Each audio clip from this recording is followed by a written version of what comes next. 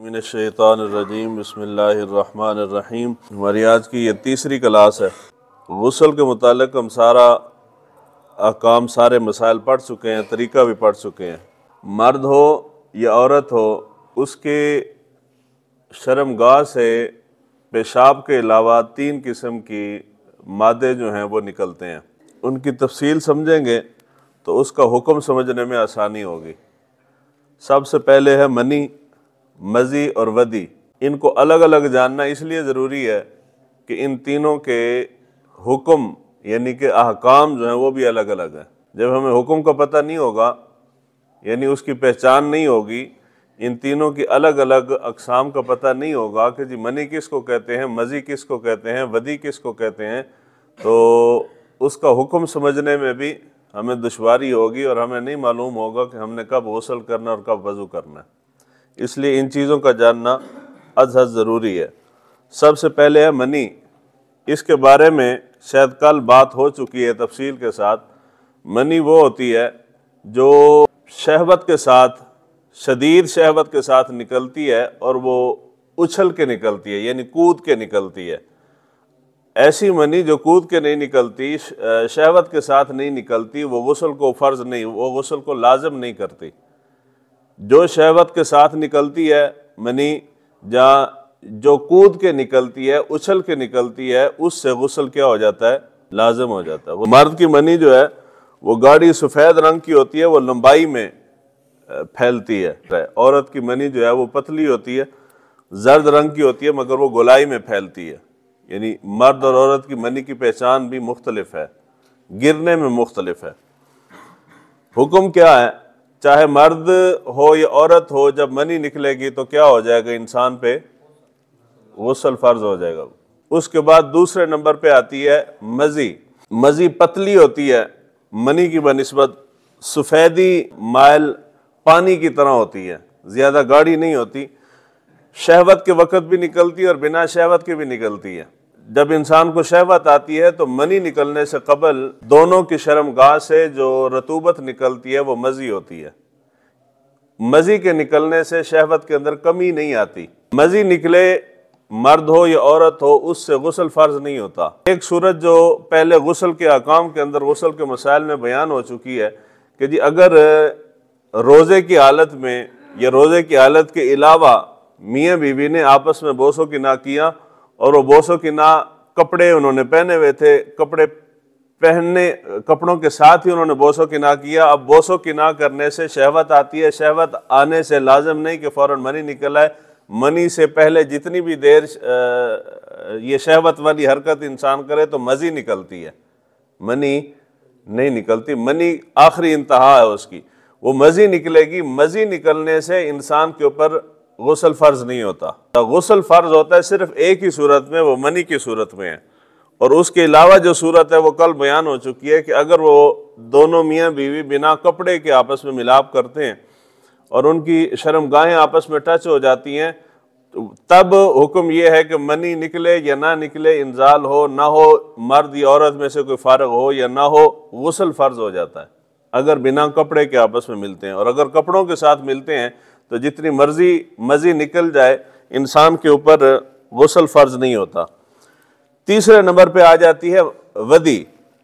वदी गदले रंग का गाढ़ा मादा होता है जो अमूमन पेशाब से पहले या पेशाब करने के बाद निकलता है। खसूसन जब हम नौजवानों को कहते हैं कि जाओ नमाज पढ़ने, तो वह आंदन जी सानू कतरे आंदे ने।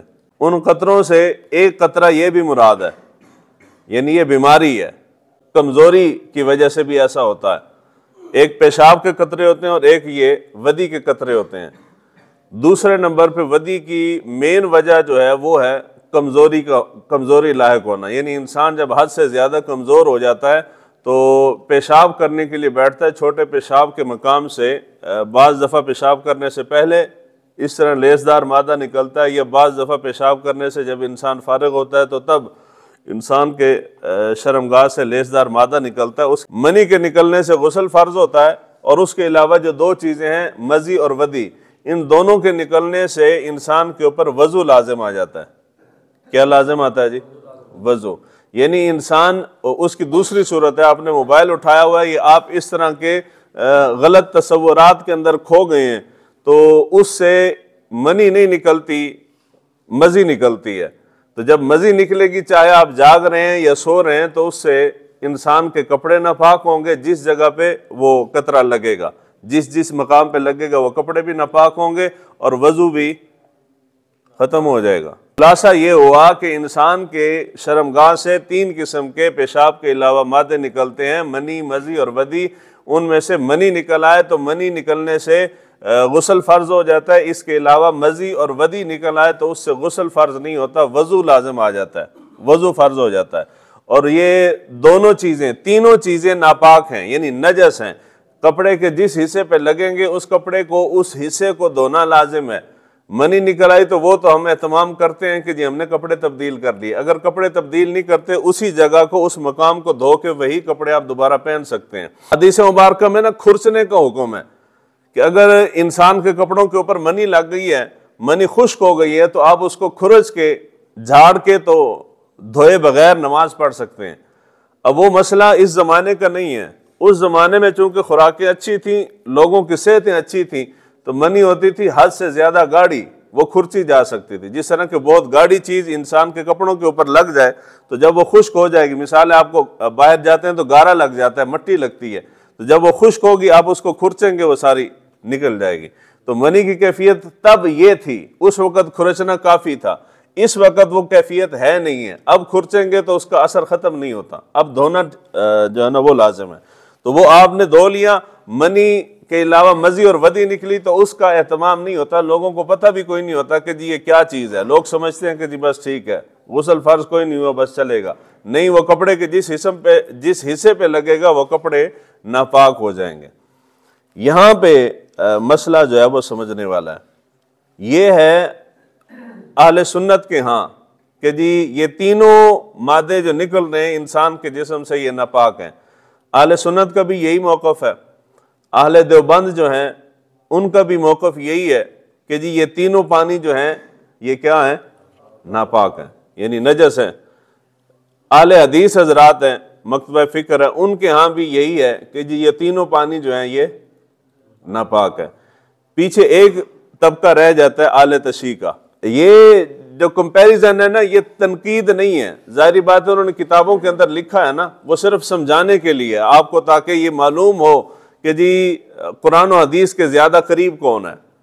अहले तशरीह हज़रात जो हैं उनका मौक़िफ़ ये है कि मनी के अलावा ये पानी जो हैं, मज़ी और मदी और एक वदी, ये तीनों पानी जो हैं ये पाक हैं। हमारा मौक़िफ़ ये है कुरान और हदीस के हिसाब से कि जी अगर इन मनी को छोड़ के बाकी पानी जो निकल आते हैं इससे वज़ू ख़त्म हो जाता है। वो कहते हैं जी वज़ू भी नहीं टूटता, इन तीनों पानियों में से कोई पानी निकल आए तो वज़ू नहीं टूटता। ये अहले तशरीह का मौक़िफ़ है। और वो कहते हैं कि जी ये नापाक भी नहीं है, हत्ता कि अगर आपके कपड़ों पे लग जाए तो कपड़े भी पलीत नहीं होते। उन्होंने इसके ऊपर पूरा बाब कायम किया है, इसके पाक होने पे, इनके पाक होने पे। और उन्होंने यहाँ तक लिखा है, कहते हैं कि जी अगर किसी की मज़ी निकल आए और इतनी निकले कि वह नमाज पढ़ रहा हो और दौरान नमाज उसकी मज़ी निकले और निकल के टांगों के साथ चलती चलती वो पाँव तक आ जाए, एड़ियों तक आ जाए, तब भी बंदे की नमाज नहीं टूटती और उसके कपड़े भी पलीत नहीं होते। सिर्फ यहाँ तक बात नहीं है, हमने कहा कि जी जब मनी निकलेगी, मनी निकलने से इंसान जुम्बी हो जाता है। जुम्बी शख्स जो है वो कुरान को नहीं पढ़ सकता, वो मस्जिद में दाखिल नहीं हो सकता, कुरान मजीद की तिलावत, आयत ज़बानी भी तिलावत नहीं कर सकता। जुम्बी हो गए तो वो मस्जिद में भी कदम नहीं रख सकता। मगर अहले तशरीह हज़रात, ये जो मैं कह रहा हूँ, ये जनाबत के जितने मसाइल हैं इनमें 3 मसाले का इत्तफाक है। हदीस मुबारक भी इसके ऊपर मौजूद हैं कि जुम्बी शख्स कुरान को भी नहीं पढ़ सकता, जुम्बी शख्स मस्जिद में भी नहीं आ सकता, जुम्बी शख्स कुरान मजीद की ज़बानी तिलावत भी नहीं कर सकता। और यही हुक्म जो है वो हैज़ का है कि औरत जब हैज़ की हालत में होती है तो सेम यही अहकाम है कि हैज़ की हालत में औरत भी कुरान की तिलावत नहीं कर सकती, कुरान को छू नहीं सकती, वो मस्जिद में आ नहीं सकती, मस्जिद में कदम नहीं रख सकती। लेकिन शिया उलमा ने लिखा है कि जी जुम्बी शख्स जो है वो कुरान की तिलावत कर सकता है। हैज़ की हालत में औरत जो है वो भी तिलावत उन्होंने लिखा है। वैसे मसला यही है कि नहीं कर सकती। आले तशी लिखते हैं कि जी तिलावत कर सकती है। कुरान गुस्ल फर्ज हो, मर्द हो या औरत हो, दोनों कुरान भी पढ़ सकते हैं और तिलावत भी कर सकते हैं और वो मस्जिद से गुजर भी सकते हैं। यानी अगर किसी पे गुस्ल फर्ज है, उसने इधर से गुजर के इस रास्ते से बाहर निकलना है तो वो जूता उठाए और मस्जिद से निकल जाए तो कोई हरज गुनाह नहीं है। हालांकि अल्लाह ताला की हुदूद को तोड़ने वाली बात है, पामाल करने वाली बात है। और वो कहते हैं कि जी अगर कोई शख्स जुम्बी है, गुस्ल फर्ज है उसके ऊपर, या हैज की हालत में औरत, तो वो जनाजा भी पढ़ सकते हैं। ए विच फर्क रखना है, तुसी बात ही सोचते रहो जी मैं आख्या कि जी बंदा जो तो गुस्ल फर्ज हो तो जनाजा पढ़ सकते। मैं नहीं कह रहा, ये आले तशीह दा मौकफ, शिया हज़रात दा मौकफ है। उन्होंने फुकाहा ने लिखा है कि जी जनाजा पढ़ सकता है। हालांकि कितनी मायूब गल है, अगर यकीन ना आवे ना, मैं जी किताब रखी है ना, थोड़ा यकीन दिवाने वास्ते रखी है। ये किताब है वसाइल शिया, आले तशीह की किताब है फ़िक़ह की। ये उसकी पहली और दूसरी जिल्द है, छपी भी उन्हीं की है, हमारी नहीं है। और वो मसाइल वैसे तो बयान नहीं करते, अगर बयान करें तो इसी से करते हैं। आले तशीह की किताब है। दूसरे नंबर पे ये जितने गलत जगह हैं, इन जगहों के ऊपर, मायूब जगहों पे ऊपर, नापाक जगहों के ऊपर अल्लाह का जिक्र करना या किसी भी किस्म का जिक्र करना वो शरन जायज़ नहीं है। अब जब इंसान से अल्लाह ताला दीन लेता है तो अक्ल भी छीन लेता है। उन्होंने पहले बाब कायम किया है कि अगर आप बाथरूम के अंदर बैठे हैं, पेशाब पखाना कर रहे हैं, तो बाहर से कोई बंदा आपको सदा देता है तो आप उसको जवाब नहीं दे सकते। हमारा मसला भी यही है कि जी आप जवाब ना दें। आप पेशाब करते वक्त गुफ्तगू करना शरन जायज़ नहीं है, गुनाह का काम है, अल्लाह के गज़ब को दावत देने वाली बात है। पहले हदीसें मुबारक इस पर गुजर चुकी हैं। आले तशीह ने भी इसके ऊपर पूरा बाब कायम किया कि जी आप गुफ्तगू नहीं कर सकते। लेकिन अगला बाब उन्होंने कायम किया है, वो कहते हैं कि अगर आप पेशाब और पखाना कर रहे हैं तो आप वहां पे बैठ के अजान दे सकते हैं। ये लिखा है उन्होंने। और सिर्फ बात यहां तक नहीं रहती, वो कहते हैं जी अजान देने से आपके रिज़्क में बरकत होती है। और इल्जाम किसके ऊपर है? इल्जाम है आले बैत में से हजरत इमाम जाफर सादिक रदी अल्लाह ताला अन्हु उनकी जात पे। वो कहते हैं जी इमाम जाफर सादिक से किसी ने सवाल किया कि जी जब मैं पखाना कर रहा हूँ या पेशाब कर रहा हूँ, अल्लाह का जिक्र तो बड़ा ज़रूरी है और अल्लाह के जिक्र से कभी भी इंसान को गाफिल नहीं रहना चाहिए। तो मैं पेशाब और पखाना कर रहा हूँ तो तब तो मैं अल्लाह के जिक्र और याद से गाफिल हो जाऊँगा, तो अजान हो रही है तो मैं क्या करूँ? तो इमाम जाफर सादिक ने फरमाया कि वहाँ बैठ के तू अल्लाह के जिक्र से गाफिल ना रहे। अजान हो रही है तो तू अजान को अंदर बैठ के दोहराता रहे, यानी जिस तरह वो अल्फाज कह रहा है तो भी उसी तरह अंदर बैठ के अजान देता रहे। और वहां बैठ के तो आयतल कुर्सी की तिलावत कर, बाथरूम के अंदर बैठ के तिलावत कर। या ये सिर्फ मुस्ताहब नहीं है बल्कि इससे रिज़्क के अंदर भी बरकत होती है। साडा मसला नहीं है, भावें शुरू कर दो तुसी, ये उनका मसला है। ये सिर्फ आपको समझा रहा हूं कि जी गुमराही किस हद तक चली गई है। और ये जो हमारे दिमागों में डाला गया ना कि जी तुसी अलम लाओ तो तुहाडे रिज़्क की बरकत होती है, अगला स्टेप ये है कि थानू उन्होंने जिस वेले कमजोर अकीदा इंसान को बहुत सारे काम ना चाहते हुए भी करने पे मजबूर कर देता है। अकीदा कमजोर हो, इंसान मजबूर हो जाता है जी, और कोई हल नहीं है। अब किसी बंदे के हालात ठीक हैं, अच्छे हालात हैं, उसको कोई मुश्किल परेशानी नहीं है, तो वो किसी जादूगर के पास जाएगा जादू करवाने के लिए? नहीं जाएगा। उन्हें जायज जा नमी चसी क्यों जाएगी जी, जायज ही नहीं है। लेकिन जब आप फंस जाएंगे, आपके पास हल कोई नहीं है, आप परेशानी में है, मुसीबत में है, तब आप कहेंगे कि यार कोई बात नहीं, बाद में तौबा कर लूंगा, एक मरतबा जादूगर भी ट्राई करके देख लेता हूं। इंजी गल है ना जी। जी हालात ठीक नहीं हो रहे, रिज़्क में बरकत हो नहीं रही, रिज़्क आ नहीं रहा, तो आपको किसी ने बंदे ने बैठ के यकीन दिलाया कि यार ये तो कोई मसला नहीं है, अलम चलो नहीं है तुम्हारे पास पैसे तो मैं बनवा के देता हूं, तो घर के ऊपर अलम लगा, अल्लाह खैर करेगा। तो इंसान ना चाहते हुए भी ला लेगा। तो अगला स्टेप तो उनका है, ये उन्हीं की किताबें हैं, उन्होंने लिखा हुआ है कि आप बाथरूम में बैठ के आयतल कुर्सी की तिलावत करें, वहां बैठ के अजान दें तो अल्लाह ताला तुम्हारे रिज़्क में बरकत कर देता है। वो रिज़्क क्या है? जो अल्लाह ताला के जिक्र की तौहीन करके हासिल हो रहा है। ये सारे का सारा गुनाह है, इसलिए खुद भी बचें और दूसरों को भी बचाएं। उसके बाद ये जो हमारा मसला मनी और मजी और वदी का चल रहा था, वो कहते हैं कि जी ये पाक हैं, नापाक नहीं। अगर कपड़ों पे लग गए तो कपड़े पलीत नहीं होंगे। यहां पे मसला आता है, हालात इस किस्म के बन गए, इसलिए हर शय आपको समझा रहा हूं। ओरल सेक्स का, ओरल सेक्स ये है कि मर्द या औरत जो है वो एक दूसरे के शर्मगाह को चाटना या चूमना वगैरह, इसको ओरल सेक्स कहते हैं। किसी भी मुफ्ती से अगर आप मसला पूछते हैं ओरल सेक्स के बारे में तो वो कहेगा कि जी जायज नहीं है। उसके जायज ना होने की मुख्तलिफ वो आपको दलाइल देंगे। उनमें से, उन दलाइल में से एक दलील ये है कि चूंकि हमने ये कहा है, हमारा मौक़िफ़ ये है कि ये इंसान की शर्मगाह से जितने भी पानी निकल रहे हैं ये पाक नहीं है। पाक जी, वो पानी जो कपड़े पे लगे तो कपड़े को धोना लाजिम है, वही पानी अगर मुंह पे लगता है तो इससे ज्यादा तो इंसान की बेहुरमती कोई नहीं हो सकती। अब उसकी एक दूसरी मिसाल है, इंसान को अगर कोई मसला परेशानी हो, कोई मुजरम हो, आप उसको सजा दे सकते हैं, मार सकते हैं, लेकिन हदीस मुबारका में इंसान को मुंह पे मारने से सख्ती से मना किया गया। मुंह की, इंसान की हुर्मत की वजह से आप मुंह की तौहीन नहीं कर सकते। ऐसा ना थप्पड़ मारे मुंह देते, हम बच्चों को अक्सर मारते हैं, टीचर मार देते, थप्पड़ सीधा मुंह के ऊपर मारा, हालांकि बहुत सख्त गुनाह है मुंह के ऊपर मारना। अब मुंह की, इंसान की हुर्मत की वजह से है कि जी मुंह पे ना मारो।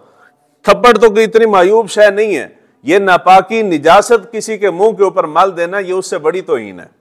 तो जब हमने कहा कि ओरल सेक्स जायज नहीं, तो ओरल सेक्स नाजायज होने की एक दलील ये भी है कि जो पानी वहां से शहवत की वजह से निकल रहा है वो पानी पाक नहीं है, नापाक पानी है। नापाक पानी इंसान के मुंह के ऊपर लगेगा तो इंसान की हुर्मत पामाल होगी, इसलिए इसको जायज हम नहीं कहते। ये इंतहाई गिरी हुई हरकत है। हत्ता कि इंसान तो इंसान रहा, जानवर भी जब आपस में सेक्स करते हैं तो इस किस्म की हरकत जानवर भी नहीं करते जो इंसानों ने शुरू कर दी है। अब इंसानों ने यहूद व नसारा की देखा देखी शुरू की है। तो ये जब आप ये कहेंगे ना कि जी ये तीनों पानी पाक है, तो इसका मतलब क्या हुआ? बिल्कुल सीधा सीधा मसला बन जाएगा कि जी ओरल सेक्स भी जायज है, उसके जवाब की सूरत निकल आएगी, हालांकि ये इंसान की इंसानियत की तौहीन है। इसलिए गलत मजलिस के अंदर इंसान को नहीं बैठना चाहिए, अपने आप को बचाना चाहिए। मसला समझ आ गया? मनी मजी वगैरह गुस्ल फर्ज होने के मुताल्लिक कोई है सवाल? मजी और वदी निकल आती है तो हमने कहा कि जो गुस्ल फर्ज नहीं होता, जब गुस्ल फर्ज नहीं हुआ तो आप बाकी सारे काम कर सकते हैं। मजी निकल आई है तो आप मस्जिद में आ सकते हैं, कपड़े नापाक हैं, वजू आपके ऊपर लाजम है, गुस्ल लाजम नहीं है। आप अजान का जवाब दे सकते हैं, जबानी अगर तिलावत कर रहे हैं, वो तो बगैर वजू टूट गया ना, तो बगैर वजू के तो आप कुरान को छू नहीं सकेंगे, तो वजू टूट गया है। अगर कोई शख्स मजी या वदी निकलने के बावजूद कुरान की तिलावत कर रहा है या पढ़ रहा है तो वो पढ़ सकता है, यानी कुरान को हाथ लगाए बगैर जबानी पढ़ रहा है तो पढ़ सकता है। लेकिन अगर मनी निकल आए तो मनी की सूरत में आप जबानी भी तिलावत नहीं कर सकते। फर्क समझ आ गया जी? उसके बाद है कुरान मजीद फुरकान हमीद की आयत नंबर 222 है। यहां से हैज, निफास और इस्तिहाजा के मसाइल शुरू होते हैं। हैज, निफास और इस्तिहाजा के मसाइल औरतों के मुतालिक नहीं है, ये इसका ताल्लुक मर्द और औरत दोनों के साथ है। जिस तरह मनी, मजी, वदी का ताल्लुक मर्द और औरत दोनों के साथ है, क्योंकि ये तीनों पानी जो है ये सिर्फ मर्द से नहीं निकलते, औरत से भी निकलते हैं, और इनके आकाम जो हैं ये दोनों को मालूम होने चाहिए। हैज, निफास, इस्तिहाजा के मसाइल भी मर्द और औरत दोनों को होने चाहिए। कुरान मजीद फुरकान हमीद के अंदर अल्लाह ताला ने इरशाद फरमाया, वयसअलूनका अनिल महीद कुल हुवा अज़न फ़अतज़िलुन निसा फ़िल महीद वला तक़रबूहुन्ना हत्ता यतहुरन फ़इज़ा ततहरन फ़अतूहुन्ना मिन हैसु अमरकुमुल्लाह इन्नल्लाह युहिब्बुत तव्वाबीन व युहिब्बुल मुततहिरीन। ए महबूब सल्लल्लाहु अलैहि वसल्लम, लोग आपसे हैज के बारे में सवाल करते हैं, हैज क्या है? आप फरमा दो कि वो गंदी चीज है, यानी नापाकी है। हैज में औरतों से बचो और उनसे कुर्बत ना करो। कुर्बत ना करने से मुराद यह है कि हम बिस्तरी ना करो जब तक कि वो पाक ना हो लें। जब वो पाक हो जाएं तो उनके पास उस जगह से आओ जिसका अल्लाह ताला ने तुम्हें हुक्म दिया है। बेशक अल्लाह ताला दोस्त रखता है तौबा करने वालों को और पाक साफ रहने वालों को। हदीस मुबारक है, दो हदीस हैं। तिरमिज़ी शरीफ के अंदर हदीस है, हुज़ूर सल्लल्लाहु अलैहि वसल्लम ने इरशाद फरमाया, जो शख्स हैज वाली से या औरत के पीछे के मकाम से जिमा करे या काहिन के पास जाए, उसने उस चीज का कुफ्र किया जो मोहम्मद सल्लल्लाहु अलैहि वसल्लम पर उतारी गई है। मिशकात शरीफ के अंदर हदीस है, हजरत मुआज बिन जबल रज़ियल्लाहु तआला अन्हु ने अर्ज की, या रसूलुल्लाह सल्लल्लाहु अलैहि वसल्लम, मेरी औरत जब हैज में हो तो मेरे लिए क्या चीज उससे हलाल है? आप सल्लल्लाहु अलैहि वसल्लम ने इरशाद फरमाया, नाफ से ऊपर और उससे भी बचना बेहतर है। नाफ से ऊपर से मुराद क्या है कि जी अगर आप ज्यादा कुर्बत करते हैं तो इंसान होने के नाते आपसे कंट्रोल नहीं होता, और हालत हैज में, हैज से मुराद माहवारी तारीख जो होती है, उस कैफियत में अगर आप हम बिस्तरी कर लेते हैं तो ये गुनाह कबीरा में से है। अल्लाह ताला ने कुरान मजीद के अंदर वाज़े तौर पे और हदीस मुबारक में वाज़े तौर पे इससे मना किया गया है, इससे बचना चाहिए। तो जो हजूर ने फरमाया कि जी नाफ से ऊपर ऊपर, तो मुराद ये है कि बोसो की ना इंसान कर सकता है, वो भी इस सूरत में कि इंसान को अपने आप पे कंट्रोल हो, वो समझे कि जी मैं आगे हाथ से नहीं बढ़ूंगा। वगरना हजूर ने फरमाया कि इससे भी बचो, इससे भी बचो से मुराद एहतियात है कि इससे भी बच जाओ कि हो सकता है कि तुमसे कंट्रोल ना हो और तुम आगे निकल जाओ। ये है। उसके बाद आगे जी हैज। हैज क्या है? हर औरत के अंदर एक इजाफी खून हर महीने की मखसूस अयाम के अंदर, वो उसकी अपनी रूटीन है, खून आता है, उसको हैज कहते हैं। जब खातून बालिग हो जाती है, जिस तरह मर्द बालिग होता है तो उसको एतलाम आता है, मनी निकलती है, इसी तरह जब औरत बालिग हो जाती है तो उसको हैज शुरू हो जाता है। खून का हमल न ठहरे उस वक्त तक खून आता है, हमल ठहरता है तो यही खून आना बंद हो जाता है और ये खून उस बच्चे की ग़िज़ा बन जाता है अल्लाह ताला की तरफ से। फिर ये बच्चा जब पैदा हो जाता है तो यही खून कन्वर्ट हो जाता है दूध के अंदर, बच्चा उसे ग़िज़ा हासिल करता है। इसलिए बुजुर्गान दीन फरमाते हैं कि जो इंसान गंदे खून की पैदाइश हो और गंदे खून की ग़िज़ा खा खा के वो पैदा हुआ हो, फ़ख्र करना, गरूर करना, तकब्बुर करना ऐसे इंसान को ज़ेब नहीं देता। यानी उन्होंने इंसान को उसकी असल बताई है, हकीकत बताई है कि हमारी पैदाइश तो एक गंदे खून से है। तो गंदे खून से पैदा होने वाला इंसान अगर ज़मीन पे अकड़ अकड़ के चलता है, या अपने आप को खुदा समझता है, या अपने आप को बहुत बड़ी शय समझता है, तकब्बुर करता है रब के साथ, या अल्लाह के बंदों के आगे तकब्बुर करता है, फ़ख्र से पेश आता है, तो ये इंसान को ज़ेब नहीं देता। इंसान अपनी असल न भूले। तो कुरान कहता है कि कुरान ने तो यहाँ तक कहा कि है इंसान कि तुझे तो अल्लाह ताला ने पैदा ही एक नापाक कतरे से किया है। वो कतरा जो हमारे कपड़े के ऊपर लग जाए तो कपड़े नापाक हो जाते, इंसान की पैदाइश उसी कतरे से हुई है। तो इंसान अपनी असल न भूले, ये बात याद रखे, तो कभी भी इंसान की तबीयत में फ़ख्र, गरूर और तकब्बुर नहीं आता। हैज की मुद्दत कितनी है? हैज की मुद्दत कम से कम 3 दिन और 3 रातें हैं। यानी इससे कम अगर हैज आया तो वो हैज शुमार नहीं होगा। इससे मुराद ये है कि पूरे 72 घंटे मुकम्मल आएगा तो वो हैज होगा। अगर इससे 1 मिनट, 2 मिनट, 4 मिनट भी कम आता है तो वो हैज शुमार नहीं होगा। मुद्दत जो मुकर्रर है उससे ज्यादा है, यानी कम से कम वो 3 दिन और 3 रातें होती हैं, और ज्यादा से ज्यादा 10 दिन और 10 रातें होती हैं। यानी उस हिसाब से 240 घंटे बनते हैं। यानी कम से कम 72 घंटे और ज्यादा से ज्यादा 240 घंटे। अगर इस मिकदार से कम और ज्यादा से बढ़ जाता है तो वो हैज नहीं शुमार होता, वो इस्तिहाजा शुमार होता है। 2 हैज के दरमियान कम से कम मुद्दत जो है वो 15 दिन की है। अगर 15 दिन की मुद्दत से भी पहले दोबारा माहवारी शुरू हो जाती है तो वो हैज शुमार नहीं होगा। कम से कम औरत की उम्र 9 साल हो और ज्यादा से ज्यादा 55 साल हो, यानी 9 साल से पहले हैज नहीं आता और 55 साल की उम्र के बाद भी हैज नहीं आता। अगर 9 साल से पहले खून आ गया है, माहवारी आ गई है, या 55 साल के बाद आ गई है तो वो इस्तिहाजा कहलाएगा, वो हैज नहीं कहलाएगा। खातून अगर हैज की हालत में है तो उसके ऊपर वही आकाम लागू होते हैं जो इंसान मर्द जुम्बी हालत में हो, यानी उसके ऊपर गुस्ल फर्ज हो जाए तो जो आकाम मर्द के ऊपर लागू होते हैं वही आकाम औरत के ऊपर लागू होते हैं। यानी औरत मर्द के ऊपर गुस्ल फर्ज है तो मर्द घर के काम काज कर सकता है। आप खाना खा सकते हैं, खाना पी सकते हैं, पानी पी सकते हैं, खाना बना सकते हैं, सारे घर के काम कर सकते हैं, लेकिन यह है कि आप मस्जिद में दाखिल नहीं हो सकते, आप कुरान को छू नहीं सकते, कुरान की ज़बानी तिलावत भी नहीं कर सकते, अज़कार जिक्र अज़कार कर सकते हैं। अजान हो रही है तो उसका जवाब दे सकते हैं, अजान दे नहीं सकते, जवाब दे सकते हैं उसका। किसी ने सलाम किया है तो सलाम का जवाब दे सकते हैं। अगर कोई दुआ वगैरह पढ़ना चाहते हैं तो दुआ भी पढ़ सकते हैं, दुरूद पाक पढ़ना चाहते हैं तो वो भी पढ़ सकते हैं।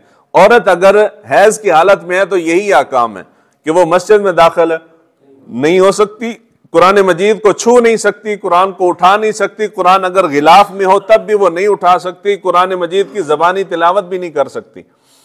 हाँ, जिक्र अज़कार करना चाहे, दुरूद पाक पढ़ना चाहे, अल्लाह का जिक्र करना चाहे तो वो कर सकती है, घर के सारे काम काज कर सकती है, उसके अंदर कोई मुमानियत नहीं है। कल या परसों के दरस बुखारी में रिवायत बयान हुई है, आप सहरी के वक़्त आपके पास थोड़ा है, आपके ऊपर गुस्ल फ़र्ज हो गया, अब अगर आप नहाते हैं तो सहरी का टाइम ख़त्म हो जाएगा, तो क्या करेंगे जी? आप गुस्ल फ़र्ज है, उसी तरह बेहतर यह है कि आप वज़ू कर लें, वज़ू नहीं करते तो आप कुल्ली करके हाथ धो के कुल्ली करके तो आप सहरी कर लें, रोज़ा हो जाएगा।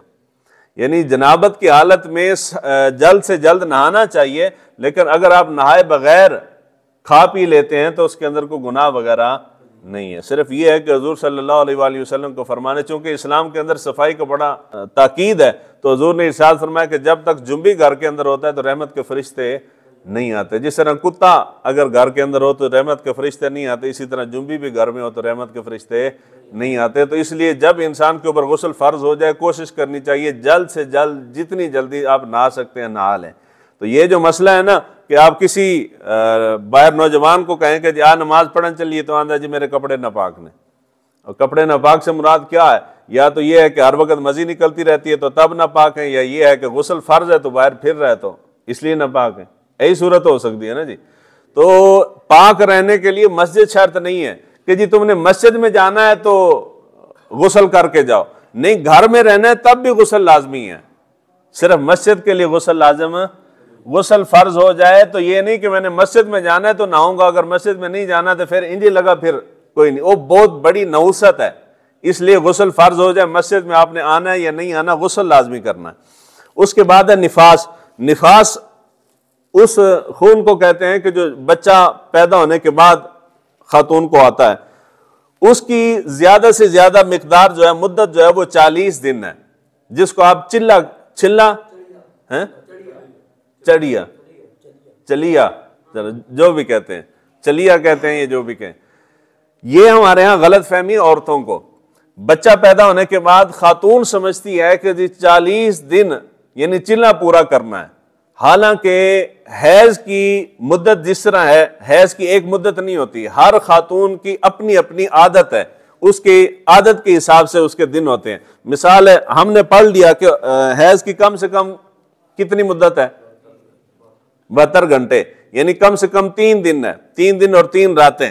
तो किसी खातून को हैज आ रहा है 4 दिन, किसी को 5 दिन आ रहा है, किसी को 6 दिन आता है, यानी अपनी अपनी रूटीन के हिसाब से। ये नहीं कि जी ज्यादा से ज्यादा मुद्दत उसकी 10 दिन यानी 240 घंटे है।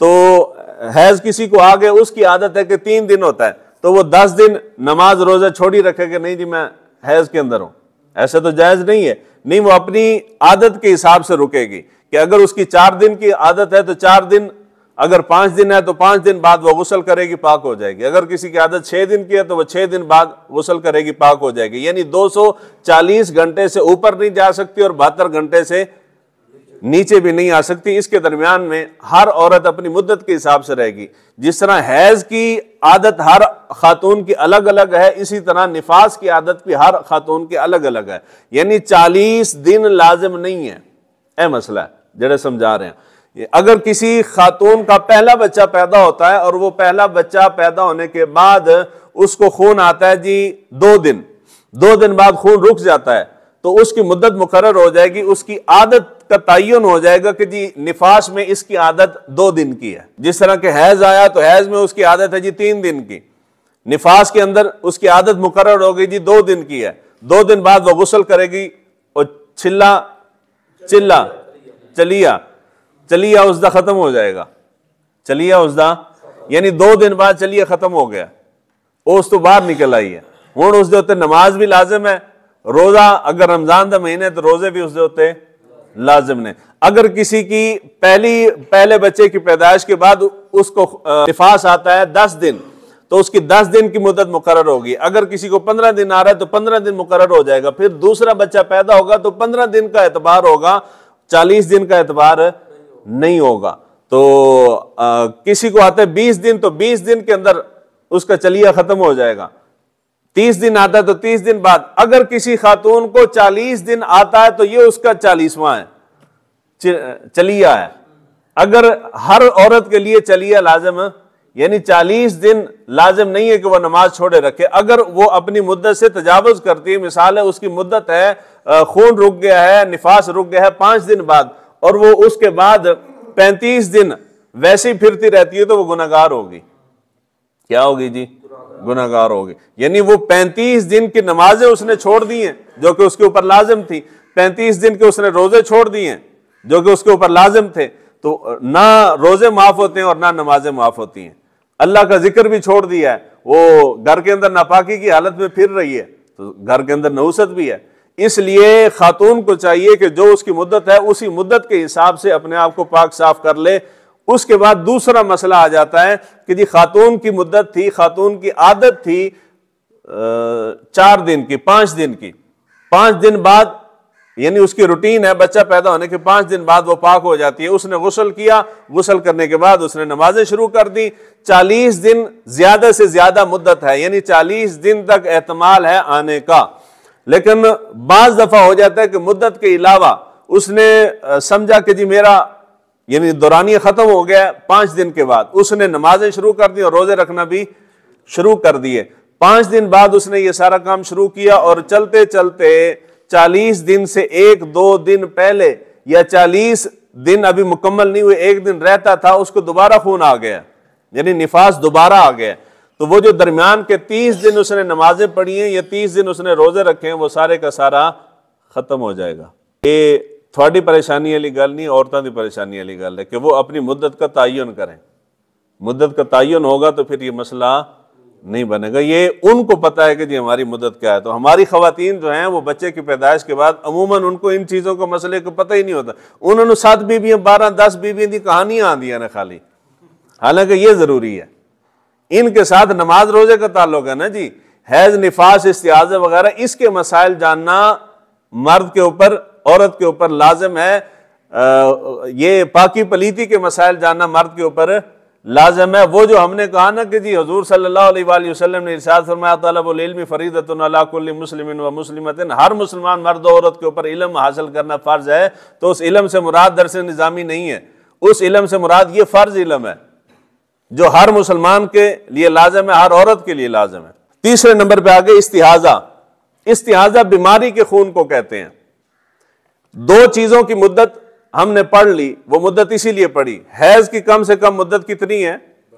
72 घंटे, और ज्यादा से ज्यादा 240 घंटे यानी 10 दिन। इससे कम अगर आता है यानी 72 घंटे से कम आ जाता है तो भी वो हैज नहीं होगा, इस्तिहाजा होगा, यानी वो बीमारी होगी, बीमारी शुमार होगी। अगर इससे क्रॉस कर जाता है, 240 घंटे से क्रॉस कर जाता है, तब भी वो हैज नहीं होगा, वो बीमारी शुमार होगी। निफास के अंदर कम से ज्यादा मुद्दत कितनी है? 40 दिन। अगर 40 दिन से ज्यादा चला जाता है, निफास रुक नहीं रहा, तो फिर उसके ऊपर निफास का हुक्म नहीं होगा, उसके ऊपर इस्तिहाजा का हुक्म होगा, यानी वो बीमारी का खून है। क्या है जी? बीमारी का खून है। यहां पे मसला यह है कि हैज की हालत में और निफास की हालत में नमाज और रोजे नहीं है, यानी रोजों की कज़ा है, नमाजें मुआफ हैं, नमाजें जी मुआफ हैं। इस्तिहाजे के अंदर कोई शय माफ नहीं है, यानी बीमारी का जो खून आ रहा है, अमूमन ज्यादातर मसला यही होता है। अब ये जो मुद्दत का मैंने कह दिया ना, खवातीन को नहीं मालूम। खवातीन समझती हैं कि जब तक खून आ रहा है तो वो हैज की हालत में है, बच्चा पैदा हुआ है जब तक खून आ रहा है तो वो निफास की हालत में है। हालांकि ऐसा नहीं है। जब उनकी मुद्दत खत्म होगी उसके बाद बेशक खून आ भी रहा है तो वो बीमारी का खून शुमार होगा, उसके ऊपर नमाज रोजा सारे का सारा लाजम हो जाएगा। मसला समझ आया जी? खातून की मुद्दत थी, उसकी रूटीन है, उसकी आदत है जी, उसको 4 दिन मेंसेस आते हैं, 4 दिन के बाद जो उसको मेंसेस आ रहे हैं वो हैज के नहीं है, यानी 4 दिन उसकी नमाज माफ है, 4 दिन वो रोजे नहीं रखेगी। 4 दिन के बाद भी खून नहीं रुका तो वो खून जो है वो बीमारी का खून होगा, यानी इस्तिहाजा होगा। अब इस्तिहाजे के अंदर क्या है? वो नमाज पढ़ेगी। दसो ए होनी तो बयान की मैं पढ़ेगी, नमाज माफ नहीं है, तो रोजा वो भी माफ नहीं है, वो भी माफ नहीं है। यानी खातून को 4 दिन मेंसेस आए, उसकी रूटीन 4 दिन की थी, अब वो यानी 240 घंटे इंतजार नहीं करेगी, अपनी आदत के हिसाब से 4 दिन उसको आया, मेंसेस आए, 4 दिन के बाद खून आता भी रहे, जितना मर्जी खून आए, लेकिन यह है कि नमाज उसके ऊपर लाजिम है, रोजा माफ नहीं होगा, रोजा उसके ऊपर लाजिम है। समझ आ गई जी गल? तो ये इस्तिहाजे के अंदर कुरान मजीद की तिलावत कर सकते हैं, इस्तिहाजे के अंदर कुरान मजीद को छू सकते हैं, इस्तिहाजे की हालत में मस्जिद में आ सकते हैं, इस्तिहाजे की हालत में बैतुल्लाह का तवाफ कर सकते हैं। यानी इस्तिहाजा एक बीमारी है, जिस तरह एक मर्द को बीमारी लायक हो जाती है, उसको कतरे आ रहे हैं, पेशाब रुक नहीं रहा, बार बार कतरे आते हैं, तो नमाज माफ नहीं है। वो क्या करेगा कि जी वो वजू करेगा, वजू करने के बाद नमाज का दौरानिया टाइम खत्म होने तक जितने मर्जी कतरे आ जाएं, वो हालत वजू में है, वो कुरान की तिलावत भी कर सकता है, वो नमाज भी पढ़ सकता है, वो मस्जिद में भी आ सकता है। यही हुक्म, चूंकि ये बीमारी है मर्द की, यही हुक्म औरत के लिए है कि जब औरत बीमार होगी, चूंकि वो माजूर है शरई तौर पे, तो उसको इस्तिहाजा आया, जितना मर्जी इस्तिहाजा आ जाए, वो वजू करेगी, वजू करके नमाज पढ़ेगी, उसके बाद जितना मर्जी आता रहे, जब तक नमाज का टाइम खत्म नहीं होगा, वो हालत वजू में है, वो कुरान की तिलावत भी कर सकती है, वो मस्जिद में आए तो मस्जिद में भी आ सकती है, वो कुरान को छूना चाहे, उठाना चाहे तो कुरान भी उठा सकती है, और अगर अल्लाह ताला तौफीक दे बैतुल्लाह चली जाए तो वहाँ तवाफ भी कर सकती है। मसला समझ आ गया जी सारा? अल्लाह ताला दीन को सीखने समझने की तौफीक अता फरमाए।